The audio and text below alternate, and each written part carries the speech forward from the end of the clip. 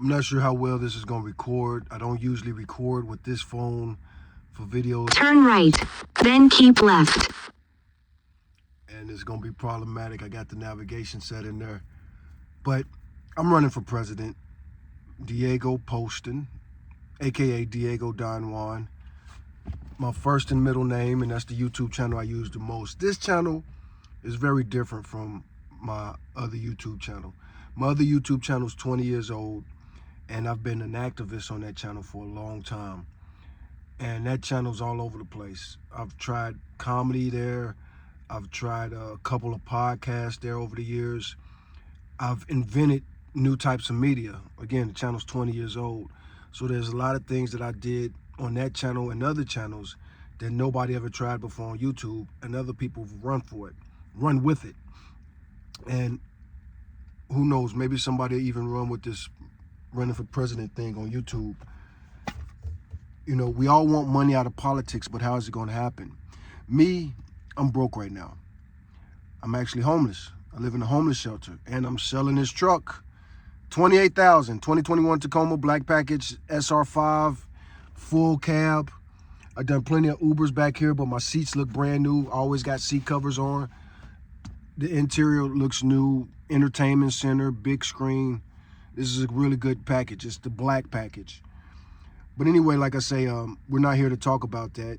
Donate, as I put more links in my YouTube channels. But I am Diego DonJuan Poston. First time I said my full name in a long time, especially on YouTube.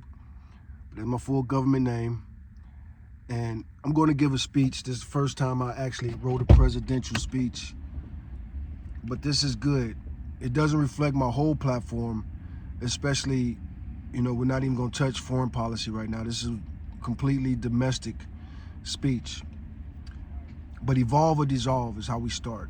And of course, evolve or dissolve, I talk about that on both of my channels. So we're just gonna spit this speech out real quick. Evolve or dissolve. A presidential vision for reality, science, and redemption. Every great nation faces a choice. Evolve or dissolve. For too long, our politics has been trapped in superficial debates, recycling failed approaches while human beings suffer in pain and suffer in plain sight. We are a country of immense power, yet we act blind to the real world conditions on our streets, the systematic loops of recidivism, and the heavy unaddressed historical depths of our past. Now again, mentioning my other channel, the main thing that I'm an activist for on my channel is homeless rights, anti-recidivism, and legalization. Legalizing drugs and recidivism is, of course, the cycle of people going in and out of jail, especially for people that are from the ghetto, really horrible homes. Sometimes, for a lot of people, jail is the first time they had a stable home. That's one reason that some people are in and out all the time. At least in there, you know, you don't have to watch your back that much.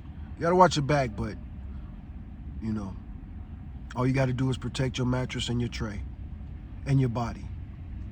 As president, my administration will not manage decline. I'm going to read that sentence again.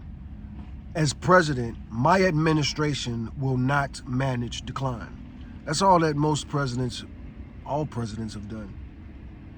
We will take every curse that is currently plaguing this land and systematically turn it into a blessing.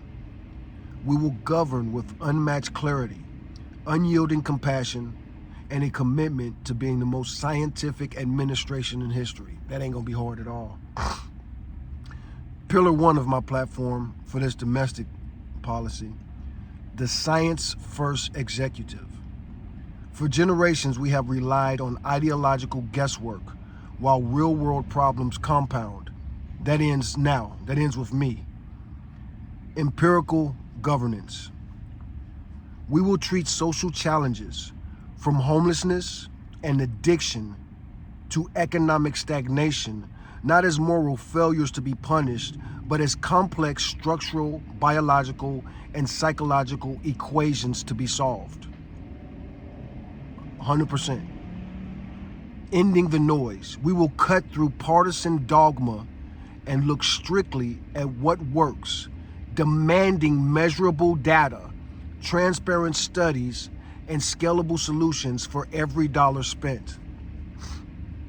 And this ain't in the speech, but I just need to add that. Not just that, solvency is important. We're not going to just keep throwing money at agencies that fail. Some of these agencies are going to have to start making money. And America needs to make money. We got debt. And, the only way we make money is off of taxes, and we got to change that. Pillar 2, ethical sanctuaries and human restoration. Again, a gift and a curse. We want to take every curse that this evil MAGA administration has placed on the land and turn it around. Donald Trump has opened up a whole bunch of gates by skirting the Constitution. This ain't in the speech, but we're setting it up because Donald Trump and the MAGA people, first of all, we got the Louisiana Supreme Court case where they criminalized vagrancy. They're trying to set up something. We're going to end slavery. And these homeless camps, these internment camps, these concentration camps for homeless that they're setting up in some of these states, we're going to take those, and since they're already there, might as well make use of them. So this is pillar 2, ethical sanctuaries and human restoration. The conventional response to poverty and homelessness is broken. Real world observations reveal that unhoused population is not a monolith. It is made up of diverse human beings with vastly different needs. Voluntary and ethical labs and sanctuaries. So all these little internment camps, this is what I would want to do with those. We will replace punitive sweeps with voluntary, highly supported communities. If someone needs a stable roof over their head, we will provide it. If someone has reached the end of their life and simply want a place to die in peace and ultimate dignity, we will honor that. Comprehensive healing. These environments will not just warehouse people, they will actively study and address root causes, integrated medical care, mental health support, and pathways to stability for anyone willing to participate. That's complicated, but basically, all of these homeless shelters and homeless camps, they have to be productive. You have to heal these people and study these people. There are certain questions we shouldn't have scientifically.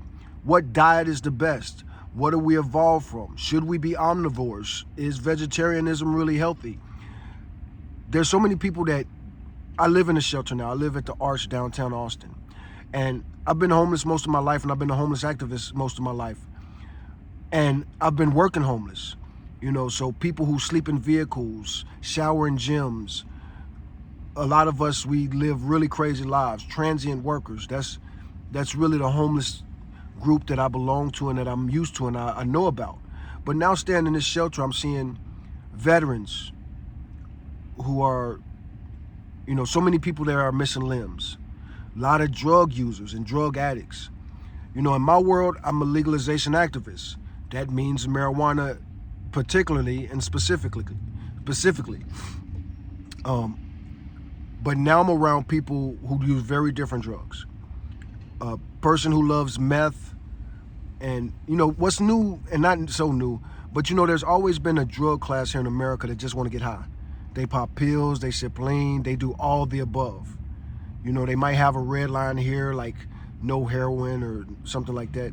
But these days, these young guys, they love meth, heroin, and they don't mind if a little fentanyl is in it. And this fake weed is destroying people's brains. It is destroying people's brains. It's so unbelievable that synthetic marijuana is what's really, that's the zombie stuff. When you see people frozen in zombie style, they smoking this fake weed stuff. And fake weed can mean a whole lot of things. But anyway, comprehensive healing. So these environments will not just warehouse people, they will actively study and address root causes, integrating medical care, mental health support, and pathways to stability for anyone willing to participate. It makes no sense how many literally insane people we have running around this country because they don't want to have mental institutions anymore. You see people that are absolutely insane. And a lot of it's drugs. A lot of these people are, it's chemically induced insanity. But a lot of these people are just mentally gone. And they're wandering the streets looking for water to eat, food to, what happened to that? Disgusting. Pillar 3, decriminalization, controlled utopias, and rehabilitation. The war on drugs has been an unmitigated disaster that fuels recidivism, overcrowds prisons, and destroys communities without fixing the underlying human struggle. I came up with this today while I was here in community court. I'm at the community court, and it's not a lot of people here today. They're not going to be able to help me. My problems with homelessness are so unique. But anyway, so I need you guys to help me. Donate to me in my presidential campaign. Buy the truck, or better yet, figure out a way for me to keep this truck so that it could be part of my ministry and my campaign. If I could start raising money, I'll go state to state running for president. And I ain't scared to go anywhere. I've been everywhere. I've been to all 48 states. I would love to get enough money to go to Hawaii and Alaska and the territories, Puerto Rico, Virgin Islands, etc., etc. But either way it go, I'm going to start that over. The war on drugs has been an unmitigated disaster that fuels recidivism, overcrowds prisons, and destroys communities without fixing the underlying human struggle. Strategic decriminalization. We will decriminalize substance use broadly, shifting the paradigm from the criminal justice system to the scientific and medical domain. Instead of throwing these dudes in jail, let them go someplace, hopefully a place where they could be studied and we could figure this stuff out. And maybe even we go just turn some prisons into that. Turn some prison into study farms, rehab farms, etc., etc. Rehabilitation is important, man. Controlled study and drug utopias. We will establish specialized, voluntary, and monitored environments where substance use is studied and safely managed under clinical oversight. By bringing addiction out of the shadows, providing clean supplies, and wrapping individuals in rigorous, compassionate rehabilitation programs, our ultimate goal remains absolute: recovery, restoration, and return to productive life. And this is the dawn of the information age. If we could study our population and understand them and this addiction problem, America, we're so addicted. And a lot of you people who are very judgmental of drug addicts, you need to get off your high horse. Some of you are addicted to sugar. Sugar's the #1 narcotic that kills humans globally every single year. No ifs, ands, buts about it. Even the hardest drugs, people talking about fentanyl, still don't catch up to sugar. White sugar, pure white cane sugar. It's a narcotic. And it's always been a narcotic. And we get our children addicted to that early. Some of us are addicted to technology, smartphones, computers. Children addicted to television. So many of you can't go to sleep without your television running. That's unnatural. So many things that we do that are unnatural. And again, we got to figure this out, man. Instead of all this doctrine, I'm a Messianic Jew. And a lot of people don't know this, but Messianic Jews, we run the gamut. Well, Jews, period. A lot of people don't know just how diverse Jews are. Messianic Jews are the most diverse. Some look just like Christians, some look just like Jews, and some look like something all of their own. But that doesn't matter. That's one reason we need to stick to the Constitution and other things that aren't secular or religious. How many cult leaders do we need that lead lemons off the cliff before we realize that we don't need no cult leader? We don't need nobody that's absolutely right every single 100% of the time. And now we got the maggots and Trump. Don't argue with Trump, just let him lead. Lead from knowledge. We got the blind leading the blind. Pillar 4, true generational justice. Now, this is something new. I've been conservative most of my life, but being anti-MAGA has changed me in so many ways. And this is just the tip of the iceberg. This is the last pillar that we're going to talk about. And it's much more than 4 pillars. Like I say, we're not even going to get too deep into domestic, but this is a big domestic thing. And this is something that as a conservative, I never really believed in until probably like the last, it's been growing on me in the last 10 years, especially with MAGA. Everything is a gift and a curse. As bad as Donald Trump has been for race relations, he has you thinking of things I've never thought about. 20 years ago, there's no way I would have guessed that I would have been making a video for YouTube saying that I'm for reparations. And not only am I for reparations, here's my idea for reparations. Pillar 4, true generational justice, 40 acres and stewardship. True economic and social health requires facing historic realities head on and planting the seed for generational wealth and stability. Tangible reparations. We will enact true material reparations by providing 40 acres of land to the descendants of American slaves. And that's right. All American, if you black American, if you got enough slave ancestors in your ancestry, you will get 40 acres and a mule or a horse or something like that. We'll figure something out. We'll figure it out mathematically. But again, I've driven coast to coast many, many times. This country's mostly empty land. So we will enact true material reparations by providing 40 acres of land to the descendants of American slaves.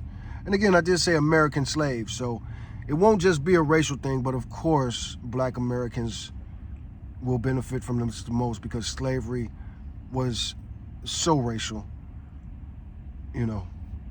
Some people you can almost say that black Americans are a man-made species.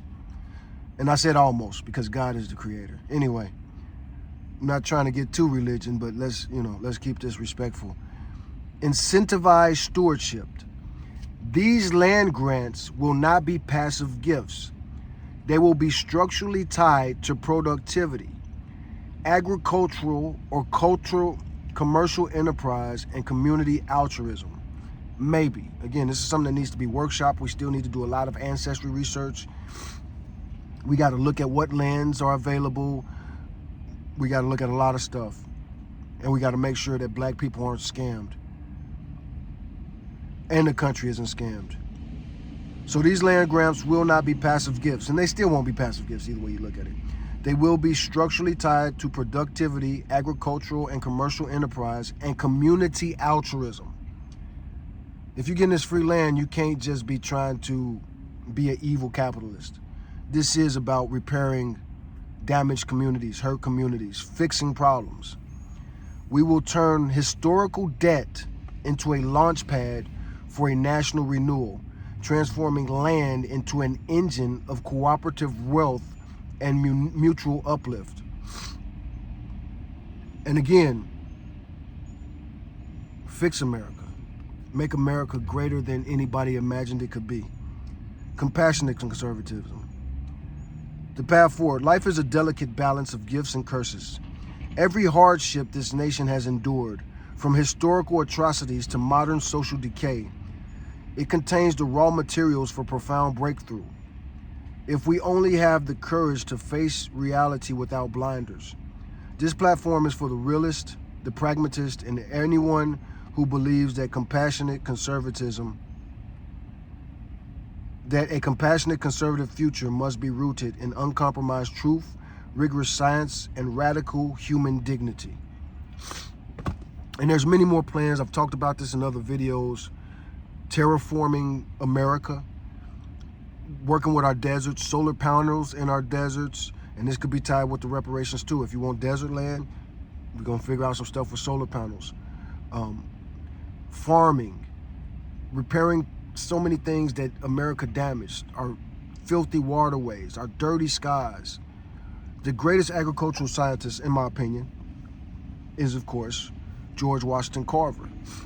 And if we're giving out land, we need to teach people what George Washington Carver knew about land management, and agriculture. Anyway, it is starting to get hot. I gotta go try to get my glasses. And wish me luck. Wish me happy hustling, man. I need all the help I could get.